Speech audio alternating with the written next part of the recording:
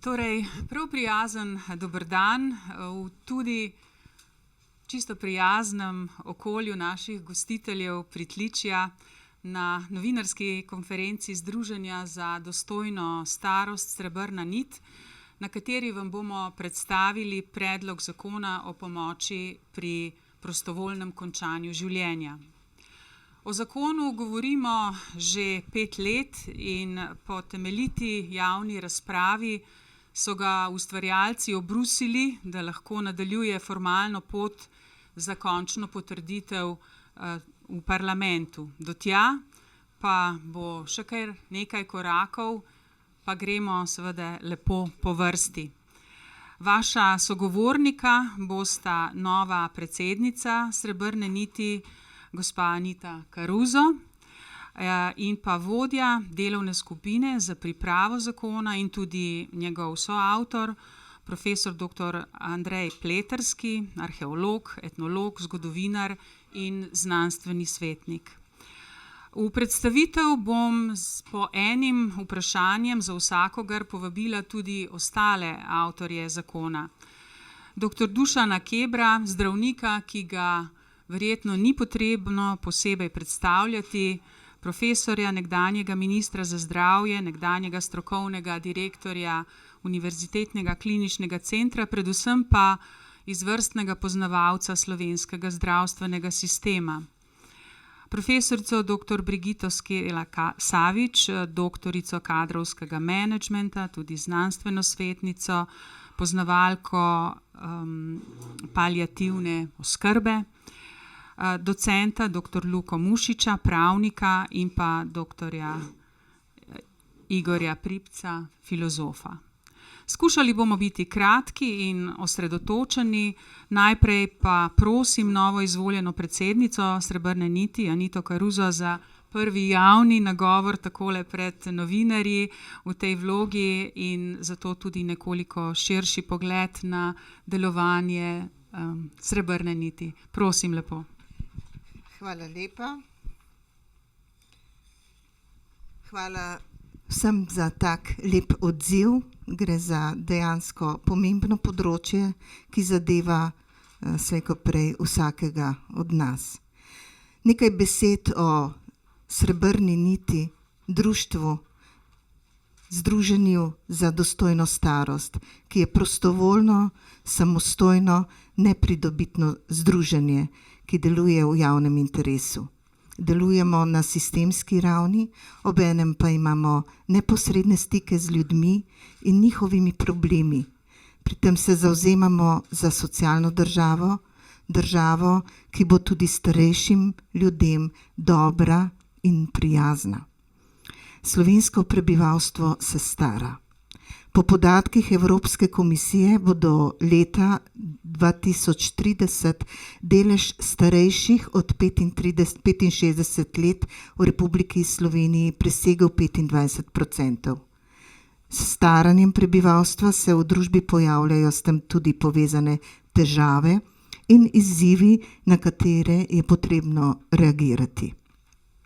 V društvu Srebrna nit se zavzemamo za to, da populacija starejših ne sme postati breme, saj z modrostjo, izkušnjami in življenjskimi vrednotami družbo plemenitijo in bogatijo.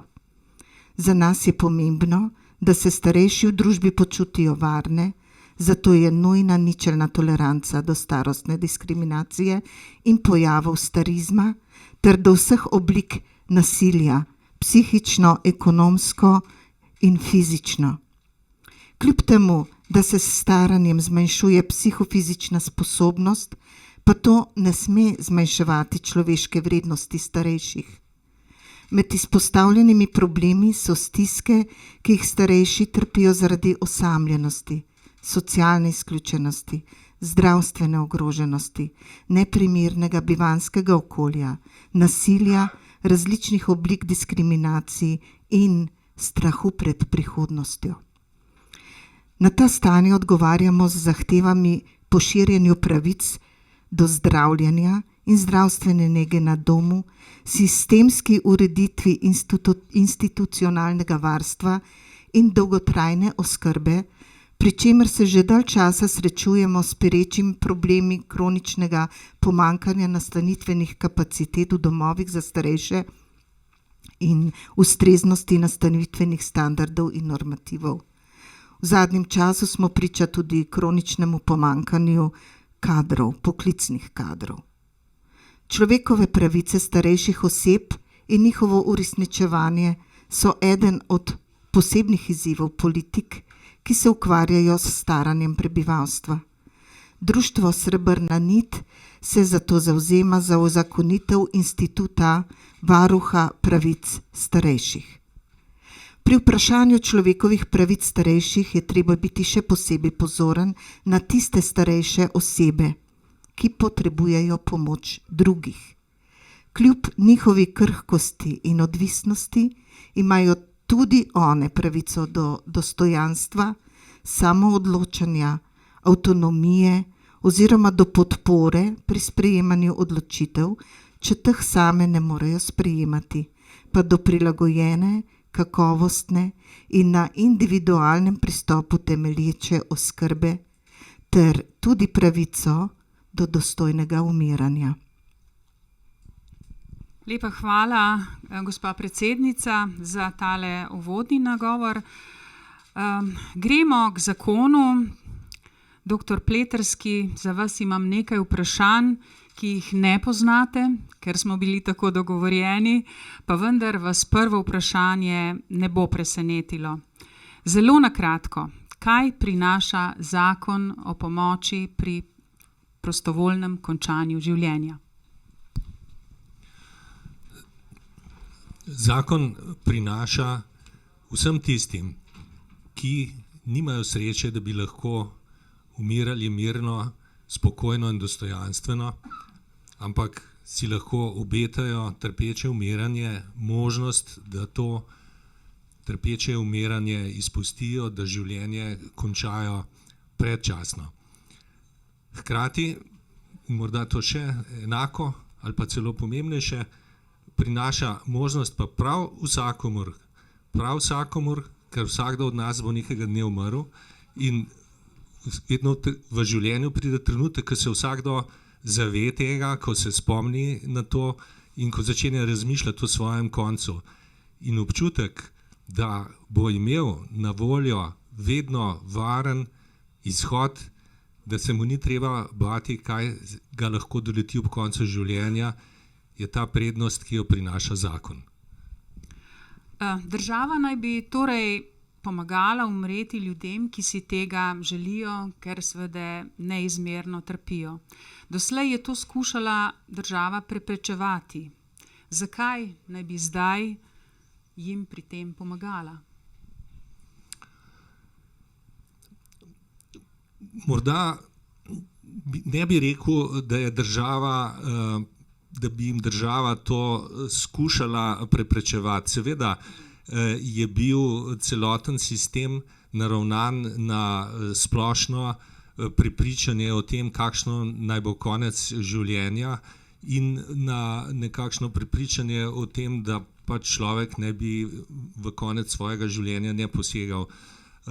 Vendar je to prepričanje sedaj se v veliki meri spremenilo, tudi seveda pod pritiskom mnogih ljudi, ki dosegajo visoko starost in ker seveda se povečuje število ljudi, ki umirajo trpeče in je število primerov, ki jih vsakdo lahko vidi med svojimi znanci, prijatelji v krogu, ki ga pozna, skoraj ni nikogar, ki ne bi srečal takega trpečega umiranja in tudi razume, zakaj je ta pomoč potrebna in kakšno olajšanje to lahko prinese ne samo tem, ki tako pomoč neposredno potrebuje, ampak v enaki meri tudi svojcem, ki seveda ob takem sorodniku, ki na tak trpeč način umira, tudi zelo hudo trpijo. Pred kratkim je pomoč pri končanju življenja v Švici poiskala Alenka Čurin Janžekovič. Je to zakon, za katerega si je tudi sama prizadevala? Alenka Čurin Janžekovič je bila, poleg mojega pokojnega očeta, drugi človek, ki je javno nagovoril slovensko javnost in opozoril na pomanjkanje pravne ureditve takega konca življenja. Za sprejem tega zakona si je ves čas aktivno prizadevala v vseh svojih nagovorih javnosti, v vseh svojih nastopih, v vsem svojem delovanju in tudi kot pisateljica svojo knjigo Sam Bog naj jo bere. In že pred 5 leti je bila njena želja, da bi vendarle se posrečilo ta zakon sprejeti dovolj pravočasno, da bi ga lahko užila in umrla med svojimi dragimi doma. In takrat je bil njen očitek, da pravzaprav zameri družbi, da ji tega ne omogoči in bo morala iti umreti v tujino. Zdaj ta želja njena, da bi umrla doma, se je sicer ni izpolnila, vendar je vseeno bila zadovoljna, da stvari napredujejo in da bo pač drugim lažje in boljše, kot je bilo njej. Omenili ste izkušnjo vašega očeta, da ste danes v tej vlogi tule, torej ni naključje? Da sem danes tu, seveda ni nikakršno naključje. Sem me je pripeljalo mnogoletno trpljenje mojega očeta, ki si je želel skrajšati življenje in seveda tedanji in še sedanji družbeni sistem mu tega ni omogočal. Zato je skušal biti gospodar svojega življenja do konca na ta način, da si je prerezal žile, seveda v sistemu, ki na vsak način pač skuša preprečiti tak konec življenja, je bil potem tako rekoč prisilno zdravniško oskrbljen. Je pa našel moč in pa voljo, da napiše pismo Državnemu zboru, kjer je pač zaprosil Državni zbor, da ta problem uredi za vse državljane, ker je prepričan, da ta pravica, da lahko vsakdo pač umre v trenutku, ko si to lahko sam zaželi, v primeru hudega trpljenja, pač pripada ne samo njenemu, ampak tudi vsem, tako pri nas, kot tudi na svetu v celoti. In to je seveda bilo neko izhodišče, ki me je zlasti še potem, ko je dobil prazen formalni odgovor iz Državnega zbora, da so pač o tem nekoč že razpravljali in niso sprejeli nobenega sklepa, je bilo jasno, da se z njegovo pobudo samo po sebi ne bo zgodilo nič. Sem nekako začutil, bi lahko rekli, da me je njegovo dejanje in seveda tudi poznejša smrt potem opolnomočilo, da naredim vse, kar lahko, da bi do tega zakona prišlo. 5 let je nekako ta zakon v javnosti ali pa prvi poskusi, da do zakona pride. Kako se je odvijala javna razprava? Je predlog zakona po tej javni razpravi doživel kakšne spremembe glede na tisto prvotno različico? Naš osnutek zakona smo dali v javno razpravo pred 1,5 leta. Potem smo se sestali prvenstveno z vrsto zdravniških organizacij, in kjer so podali številne pripombe na ta zakon. Predvsem so šle te pripombe v 2 smeri. Eno je bila varnost, zlasti varnost pacientov pred zmotnimi odločitvami, to se pravi odločitvami, kjer morda napačno ocenijo vrsto, stopnjo trpljenja, nepovratnost tega trpljenja. In po drugi strani so šle te pripombe v smer zlasti pri družinskih zdravnikih, da bi morda bila možnost v zakonu jih na nek način vendarle vsaj nekoliko razbremeniti pri dolžnosti opravljanja pomoči pri prostovoljnem končanju življenja. No, in v obeh teh 2 smereh je bil potem dodelan tudi osnutek v sedanji predlog, kjer smo dodali obvezno mnenje psihiatra, torej pri vsakem pacientu. Psihiater bo prisoten tudi pri končnem dejanju, skratka v vseh trenutkih, kjer bi lahko postalo vprašljivo stanje pacienta, njegova sposobnost odločanja o samem sebi, je tu še dodatna kontrola. Tudi smo uvedli podpisovanje izjave, prošnje za pomoč, izjave o informiranosti pred notarjem, in tudi smo opolnomočili za samo pomoč pri končanju življenja tudi druge zdravnike in pa predvsem tudi diplomirane medicinske sestre. Ste pa v lanskem letu opravili nekaj javnomnenjskih raziskav v zvezi s tem, kažejo na zelo visoko podporo javnosti. Kaj te številke sporočajo? Javnomnenjska podpora tako v raziskavi Slovensko javno mnenje 2022 kot tudi anketa, ki jo je izvedla v maju lanskega leta Nina Media, kaže, da tak zakon podpira 3/4 vseh prebivalk in prebivalcev Slovenije in da ta podpora ni odvisna ne od spola, ne od starosti, ne od izobrazbe, ne od kraja bivanja, ne od svetovno-nazorske pripadnosti, ne od politične pripadnosti. To govori da je tak zakon lahko pravzaprav razumemo kot eno od tistih konstitutivnih dejanj združevanja državljank in državljanov neke države. Torej, zame osebno je to državotvorno dejanje. In še zadnje vprašanje v tem krogu, dr. Pleterski. Zdaj že kar dolga pot za vami. So avtorji danes oddajate oziroma ste že oddali predlog zakona v presojo parlament. Kakšna bo pot zakona naprej? Kako torej nadaljevati? Torej, danes smo zaprosili za določitev roka za zbiranje podpisov državljank in državljanov v podporo zakonu. Določen bo 6-mesečni rok, v katerem bomo zbirali te podpise, in po tem zaključku tega roka bomo vse te podpise, zbrane podpise, predali v dokaz, da državljanke in državljani v dovolj veliki meri podpirajo ta zakon.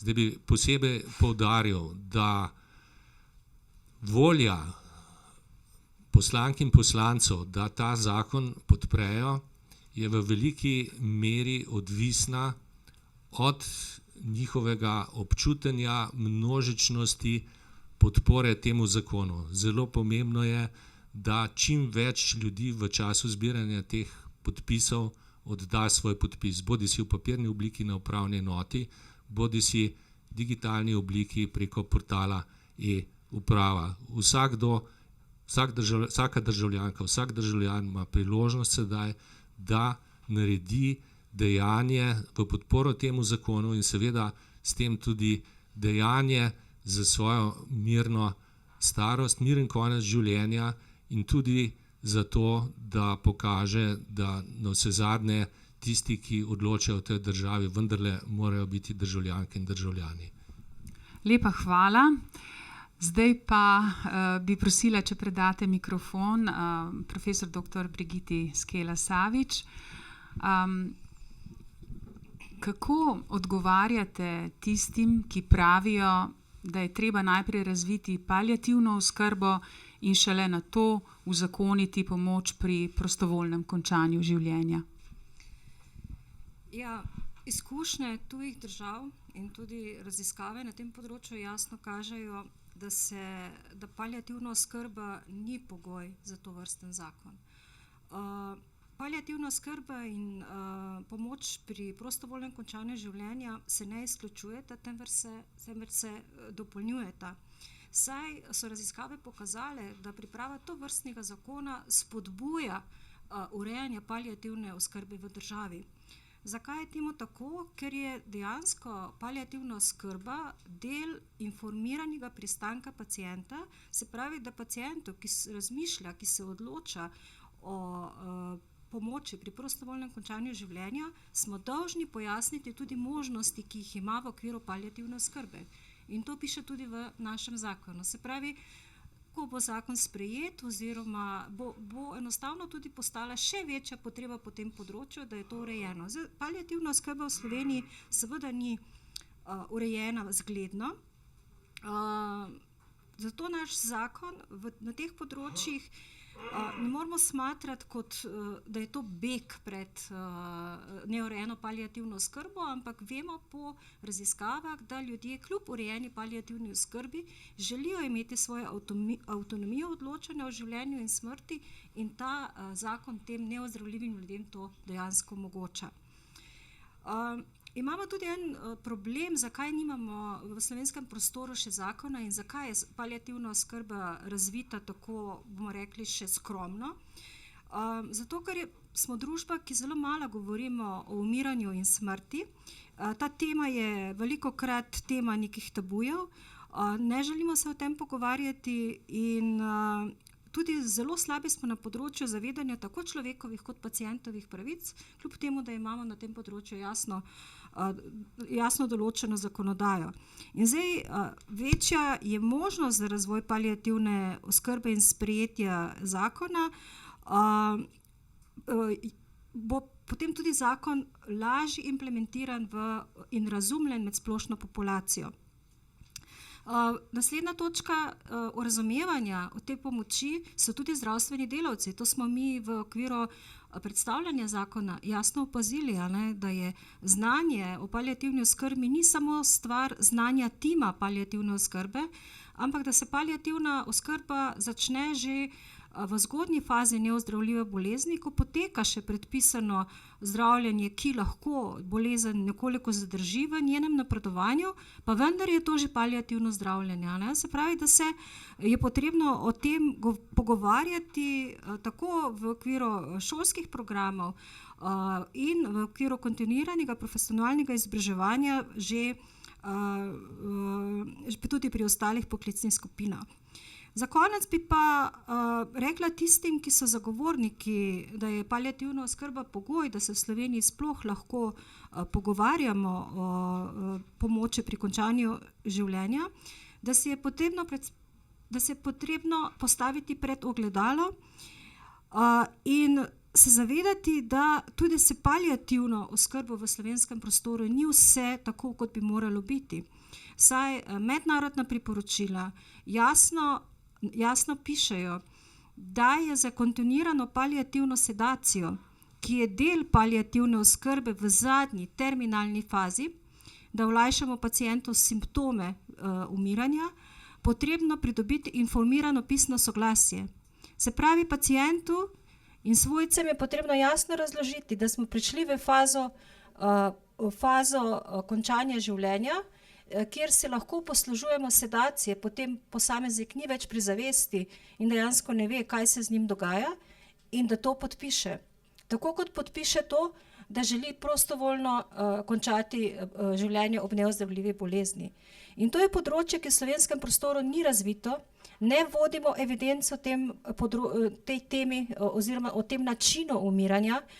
Moramo povedati, da je v bistvu ta paliativna sedacija se različno po državah, različno od evidenc, uporablja pri 2,5 do 18% ljudi, ki umrejo zaradi neozdravljive bolezni, se pravi, izvzete so prometne nesreče in druge smrti, ki niso povezane z neozdravljivimi obolenji. Tako da imamo veliko dela na tem področju, da uredimo tudi paliativno oskrbo, da bodo ljudje osveščeni, pristajali na njo in da bodo razumeli, kaj pomeni terminalna faza in kako se bodo odločili na tem področju. Najlepša hvala za ta izčrpen odgovor in stališče na to tematiko. Hvala lepa. Dr. Keber, vi pa imate zanimivo zgodbo vezano na zakon. Pred leti smo vas poznali kot nasprotnika pomoči pri prostovoljnem končanju življenja. Danes nastopate v vlogi enega od soavtorjev zakona, ki si prizadeva uveljaviti prav to. Kaj se je torej zgodilo vmes, da ste spremenili svoje prepričanje, svoj zorni kot, svoje videnje te problematike?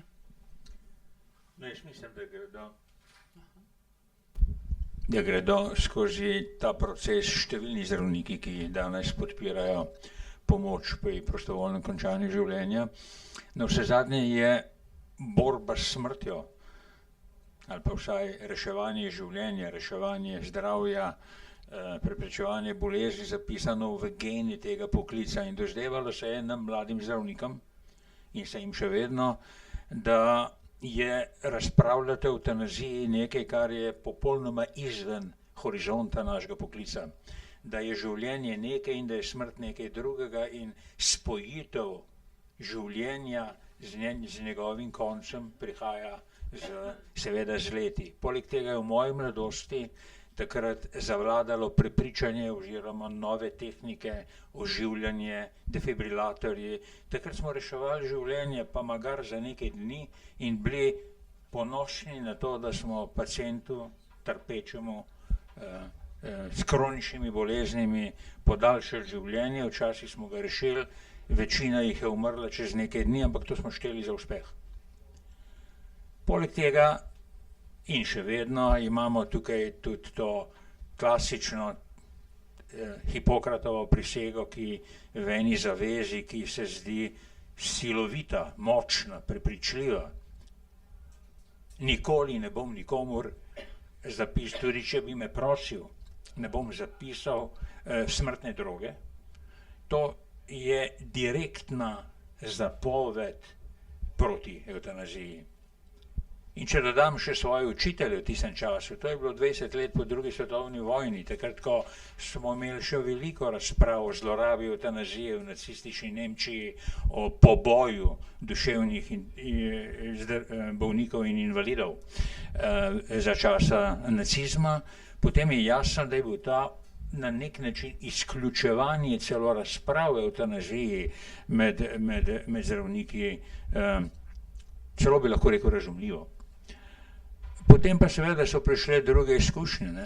Pokazalo se je, da pacienti, pri katerih mislimo, da smo premagali smrt, trpijo še bolj, preden umrejo, ali pa da jih moramo sedirati na ta ali oni način. Dobivali so morfij, ki jih je pripeljal v smrt, pa smo se pri tem sprenevedali, da je to samo stranski učinek našega zdravljenja bolečine in nismo priznavali, da pacienta s tem vodimo v smrt. Do tega, da smo pravzaprav opazili, da vsa ta moderna tehnologija in drugi postopki, ki pravzaprav pacienta odvzamejo od njegove družine v zadnjih dnevih in ga recimo pustijo na aparatih in na nekih postopkih, da je pravzaprav to nekaj, kar si mnogi pacienti niso želeli. Naraščati so začeli primeri pacientov, ki so zahtevali odpust iz bolnišnice ali pa ki ne marajo več priti v bolnišnico in seveda naraščajo tudi zahtevki o vnaprejšnji odpovedi pred oživljanjem. In vsa ta na nek način hipokrizija ali pa lahko bi rekel naše sprenevedanje, da mi vse čisto do smrti se borimo za življenje, je prav gotovo pripeljalo pri meni in ne samo pri meni do odločitve, da seveda je treba, da je zdravnikova dolžnost tudi, ko pacienta spremlja od rojstva do smrti, da ga dejansko spremlja do smrti. In da mu omogoči, da umre na ta način, da če je to njegova volja, da umre dostojanstveno, da se mu ni treba zategati kot nekateri zdravniki, bom rekel, skrajno nečloveško in cinično pravijo, pa če hoče umreti, pa ne naredi samomor, naj nas ne obremenjuje. To je skrajno nehumani pogled na to, da pacient, ki trpi, išče neko neučinkovit, včasih zelo krut način, kako bo odšel z tega sveta, skrit pred svojci, namesto da bi se od njih poslovil umirjeno, da bi odgovoril na nekatera poprej neodgovorjena vprašanja in da bi tudi svojce lahko zapustil brez občutka krivde. In to mislim, da prinaša ta možnost, da prinaša ta zakon. Lepa hvala za to iskrenost in vašo izkustveno pripoved. Doktor Mišič, popravljam svojo prejšnjo napako in vas naslavljam tako, kot je treba.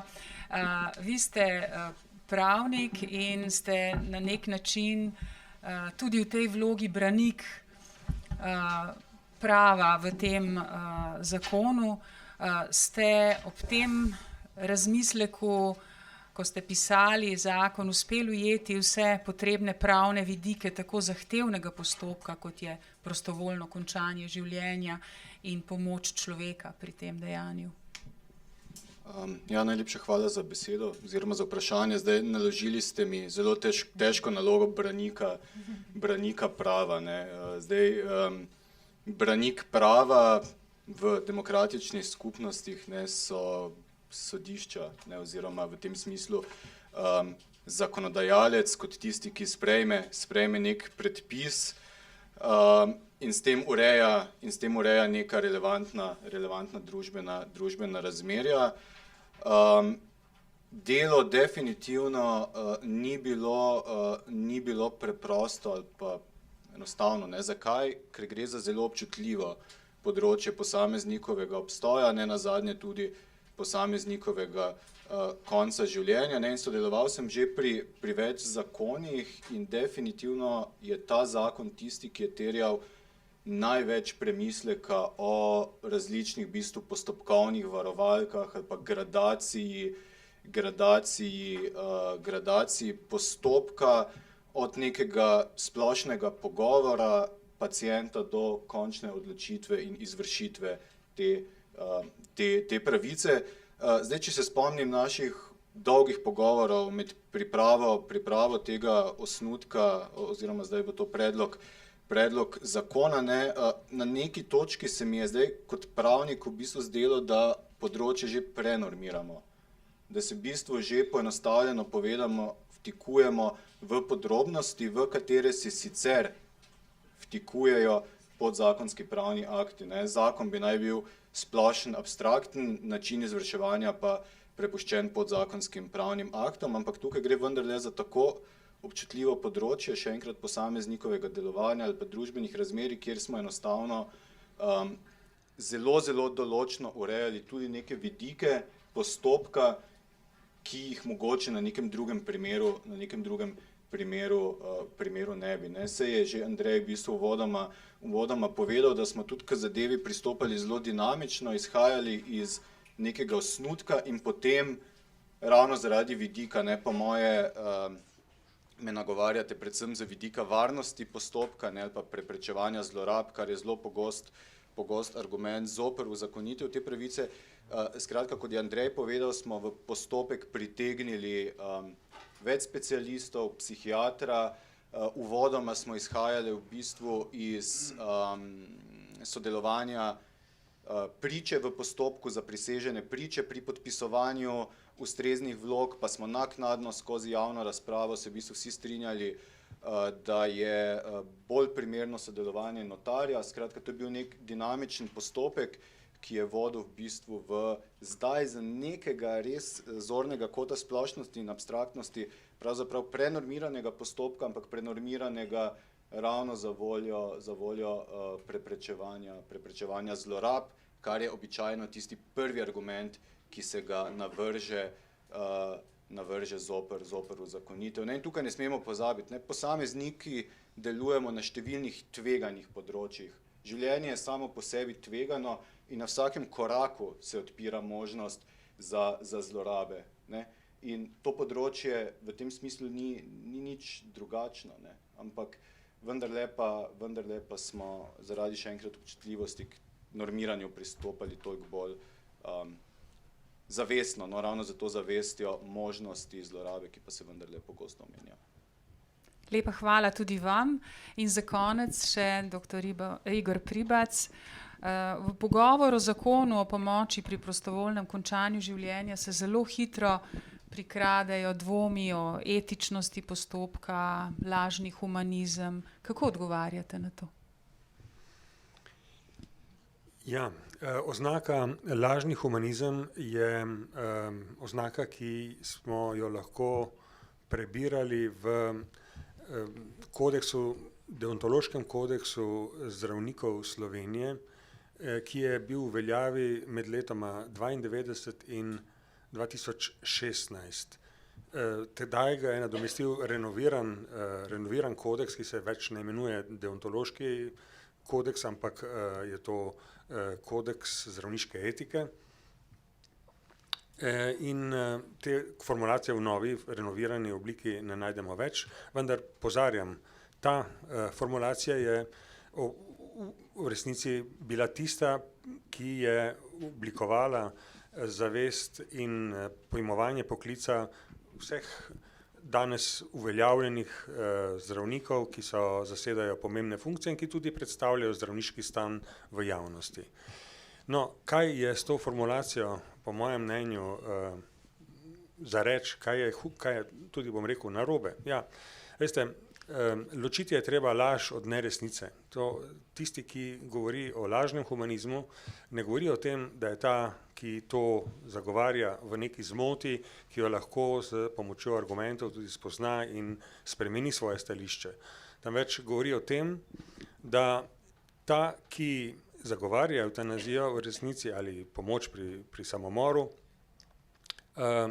ve, da je njegovo stališče napačno in ga vseeno zagovarja. To je namreč laž. Laž je zavestna neresnica, ne pa vsaka neresnica. V slovenski javnosti je žal, tudi med politiki je to pogosto napačno razumljena beseda, namreč ta laž. In veste, če nekomu očitaš, da zavestno govori neresnico, mu očitaš, da je to slab človek. Človek, ki nima dobrih namenov, ki zavaja, ki ima v resnici prevarantske namene in ki hoče v resnici zahrbtno pridobiti moč nad teboj.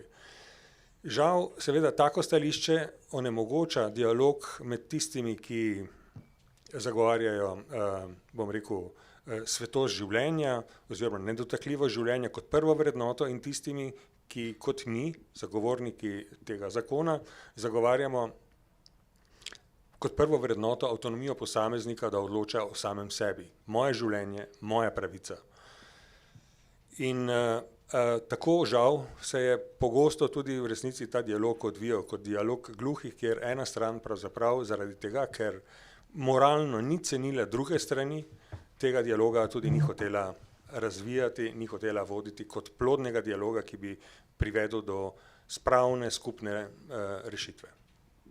Lepa hvala vsem sogovornikom. Še nekaj informacij za vas, spoštovani kolegi in kolegice. Kot je že bilo rečeno, zakon je predsednica danes že odnesla v Državni zbor in želeli bi si seveda čim prejšnjega razpisa datuma za začetek zbiranja podpisov. Z današnjim dnem smo odprli tudi spletno središče, spletno stran mojezivljenje.si, kjer bodo obiskovalci lahko v miru prebrali celoten predlog zakona, se seznanili z ključnimi, najpogostejšimi vprašanji in odgovori nanje. Lahko bodo poslali tudi svoja vprašanja, na katera bodo dobili odgovore in jih bomo prav tako tudi objavili. Prebrali bodo lahko vse, kar smo zaznali o zmotah skozi javno razpravo. Preverili bodo lahko, kdo so podporniki zakona in kaj si mislijo o zakonu. Ko bo razpisan datum začetka zbiranja podpisa, pa bodo prek te strani lahko uredili tudi elektronski podpis podpore, pogledali, v katerem kraju bomo aktivni v naslednjem obdobju, kje bomo imeli pogovore, okrogle mize in druge javne nastope, s katerimi seveda želimo ozavestiti javnosti v zvezi z zakonom in si pridobiti seveda podpornike. Prav tako z današnjim dnem postajata aktivna Facebook in Instagram profila Moje življenje, moja pravica, tako da vabljeni, da nam sledite, da nas spremljate in seveda, da nas podpirate. Toliko z naše strani v tem formalnem delu. Seveda odpiram čas za vaša vprašanja. Spoštovani kolegi in kolegice, prosim lepo.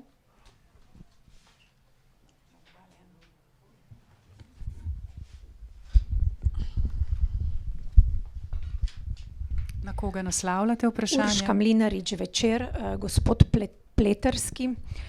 Ali ta predlog zakona daje pravico samo do pomoči pri prostovoljnem končanju življenja ali omogoča tudi aktivno pravico, torej evtanazijo? In če lahko malo bolj podrobno pojasnite, kakšna je torej vloga zdravnika v vsem tem procesu?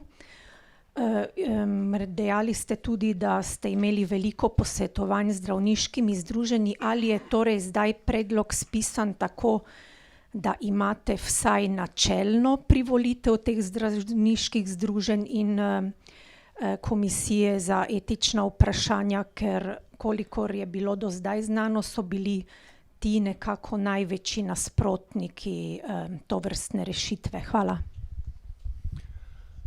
Torej, postavili ste mi 3 vprašanja, da če bom slučajno vmes pri odgovarjal na kakšno pozabil, me prosim opozorite. Torej, prvo vprašanje je o tem, ali je ta zakon zgolj zakon o pomoči pri samosmrtitvi ali je tudi omogoča evtanazijo, torej samosmrtitev dejanje, ki ga opravi pacient sam. Evtanazija v definiciji našega zakona je dejanje vnosa smrtonosne učinkovite strani druge osebe. V osnovi je zakon o pomoči pri samosmrtitvi. Vendar v primeru, ko pacient iz objektivnih razlogov ne more sam vnesti smrtonosne učinkovine, recimo to je lahko nek tetraplegik, ki niti z roko ne more malo pomigniti, zakon omogoča, seveda na njegovo željo, na njegovo izrecno vztrajanje, da to učinkovino vnese druga oseba in s tem se seveda potem zgodi evtanazija. Ampak sicer je v bistvu ves postopek voden, kot da gre zgolj za samosmrtitev. To je bi bilo odgovor na prvo vprašanje. Odgovor na drugo. To je bilo tretje vprašanje. Drugo vprašanje je bilo, kakšno je mnenje? Ja, torej, ali imamo zdaj soglasje zdravniških organizacij? Ne, seveda tega soglasja nikakor nimamo.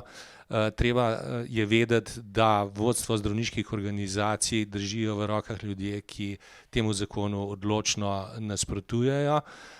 Smo pa seveda v pogovorih torej vendarle zaznali in tudi bil organiziran strani Združenja zdravnikov, anesteziologov in zdravnikov intenzivne medicine webinar, na katerem je sodelovalo več kot 100 zdravnikov, kjer se je potem zelo jasno pokazalo, seveda, da mlajša generacija zdravnikov, zlasti pa tisti, ki zelo intenzivno delajo z bolnimi in umirajočimi, bistveno drugače gleda na naš zakon in mu je naklonjena.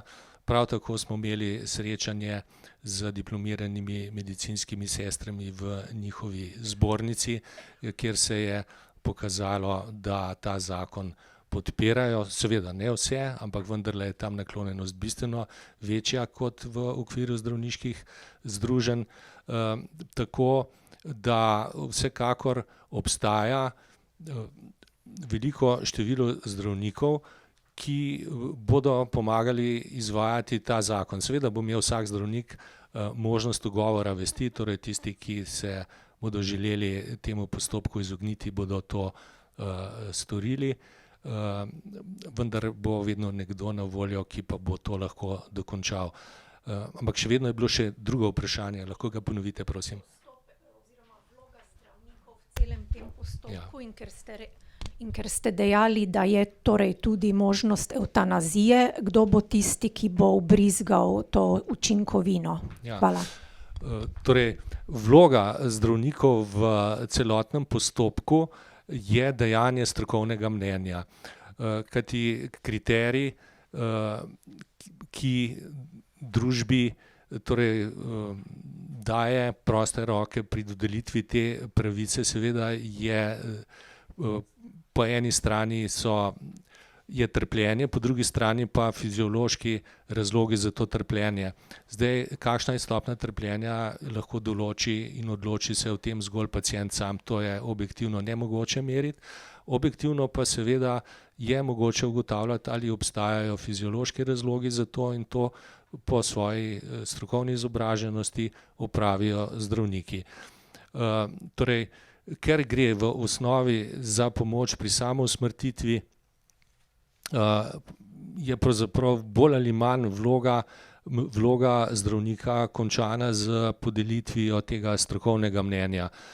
Sam recept bo potem izdala Komisija Republike Slovenije za pomoč pri prostovoljnem končanju življenja. To bo specializirana komisija, ki bo tudi zaradi varnosti pred kakršnimi koli zlorabami pravzaprav ves čas nadzorovala ta postopek. Oni bodo izdali recept in pooblastila bo pooblaščenega zdravstvenega sodelavca, da dvigne potem učinkovino v lekarni in da jo prinese na kraj izvedbe. Zdaj ta oseba je lahko tako lečeči zdravnik, lahko je to nek nadomestni zdravnik, lahko je diplomirana medicinska sestra. Skratka, tu bo odvisno od situacije, v kateri se bo potem odločala Komisija za pomoč pri prostovoljnem končanju življenja. Zdaj, kot rečeno, zgolj v primeru, da pacient iz objektivnega razloga pa tega ne more vzeti sam, bo pač ta pooblaščena zdravstvena oseba pač pomagala pacientu pri vnosu.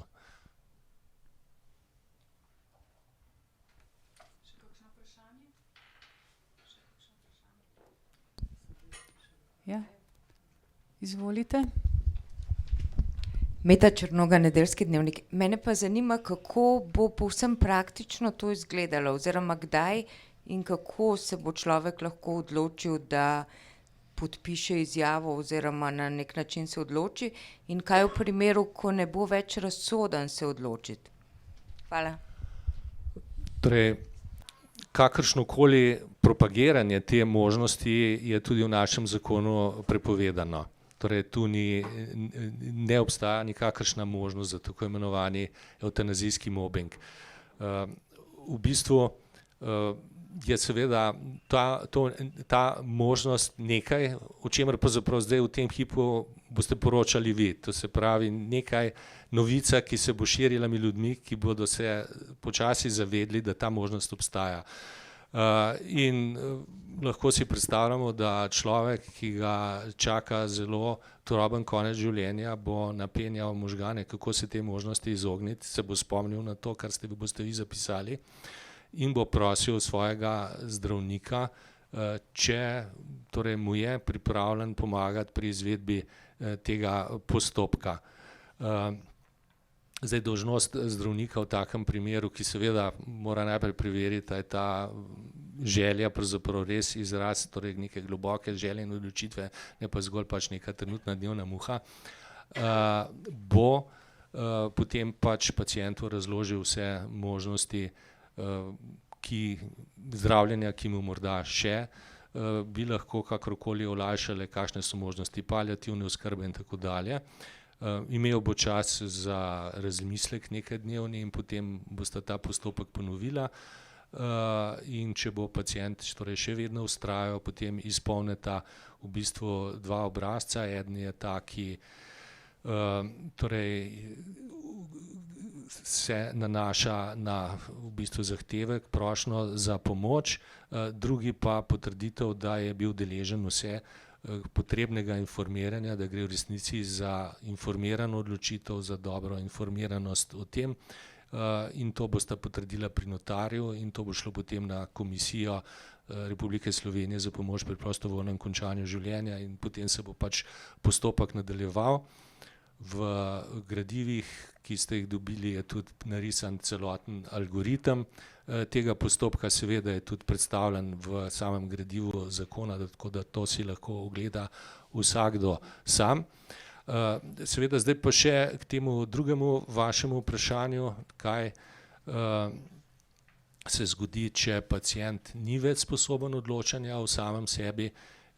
Tak pacient seveda ne izpolnjuje več najbolj osnovnega pogoja za izpolnitev njegove prošnje. Samo oseba, ki je sposobna odločati o sebi, lahko da veljavno vlogo, veljavno prošnjo za pomoč. Zato je zelo pomembno, da ljudje pravočasno se odločijo za tako prošnjo, da ne čakajo povsem do zadnjega trenutka.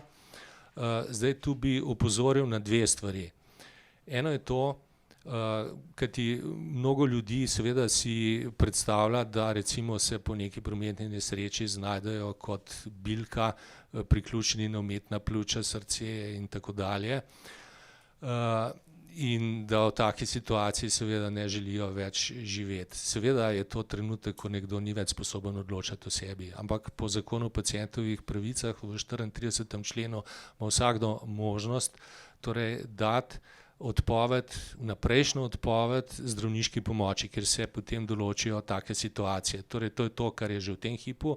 V naši zakonodaji ima možnost vsakdo in jo je doslej izrabljalo pravzaprav zelo malo ljudi, jo pa zelo priporočam vsakomur, ker to strašno olajša v bistvu situacijo tako zdravstvenim delavcem kot tudi svojcem, če se nekdo nepričakovano znajde v taki težki situaciji. Drugo, na kar bi opozoril, je pa tudi to, da med sklepom Komisije Republike Slovenije za pomoč pri prostovoljnem končanju življenja, da odobri tako pomoč, in pa med samo izvedbo lahko mine povsem nedoločen čas. Torej nekdo, ki v resnici že hudo trpi, lahko zaprosi za to pomoč, jo bo dobil odobreno, ni pa nobene nuje, da jo tudi takoj uporabi. Recimo v Oregonu, kjer je v bistvu tudi gre zgolj za pomoč pri samousmrtitvi, 1/3 ljudi te pomoči nikoli ne uporabi, ker jim je samo dejstvo, da lahko tako rekoč v vsakem hipu končajo življenje, če bi jim res postalo tako neskončno neznosno, v dovolj veliko oporo, da tega ne storijo. Smo izčrpali vprašanja? Smem zaključiti? Hvala lepa vsem za številčno udeležbo. Če imate želje po posameznih izjavah, pa lepo prosim, da se organiziramo, da mi to sporočite, pa bomo sogovornike na to pripravili. Hvala lepa tudi vsem vam, spoštovano omizje. Hvala in seveda srečno predlogu zakona na pot. Hvala lepa.